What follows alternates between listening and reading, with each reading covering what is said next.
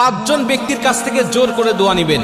যখন এই পাঁচজন ব্যক্তির সাথে আপনার সাক্ষাৎ হবে, প্রয়োজনে তাদের কাছ থেকে জোর করে দোয়া নিবেন। কিছু হাদিয়া দিয়ে হলেও তাদের কাছ থেকে দোয়া নিতে আপনি ভুলবেন না। কারণ ইবনে মাজাহ শরীফ এবং তিরমিজি শরীফে বর্ণনায় নবীজি বলছেন, এই পাঁচজন ব্যক্তির দোয়া করলেই আল্লাহ পাক তাদের দোয়াটা কবুল করে নেয়। দুইটা বর্ণনা আসছে, তিরমিজি শরীফে বর্ণনা আসছে 3 জন এবং ইবনে মাজাহ শরীফে বর্ণনা আসছে 2 জন। এই 3 জন আর 2 জন, এই 5 জন ব্যক্তি যখন কোনো ব্যক্তির জন্য দোয়া করে, আল্লাহ পাক তখন ডাইরেক্ট তার দোয়াটা কবুল করে নেয়।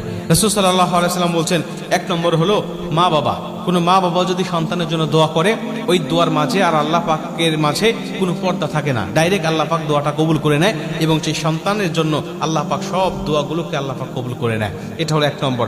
2 নম্বরে, যদি কোনো মাজলুম ব্যক্তিকে আপনি পেয়ে যান, যিনি মাজলুম, যিনি জুলুমের শিকার হয়েছে, ওই মাজলুমের কাছ থেকে আপনি দোয়া নিবেন। কারণ মাজলুমের দোয়া আর আল্লাহর মাঝেও কোনো পর্দা থাকে না। মাজলুম যখন দোয়া করে আল্লাহ পাকের কাছে, তখন ডাইরেক্ট আল্লাহ পাক তার দোয়াটা কবুল করে নেয়। মাজলুমের কাছ থেকে দোয়া নিবেন, প্রয়োজনে কিছু হাদিয়া দিবেন, তাও দোয়া নিবেন। 3 নম্বর হলো মুসাফির।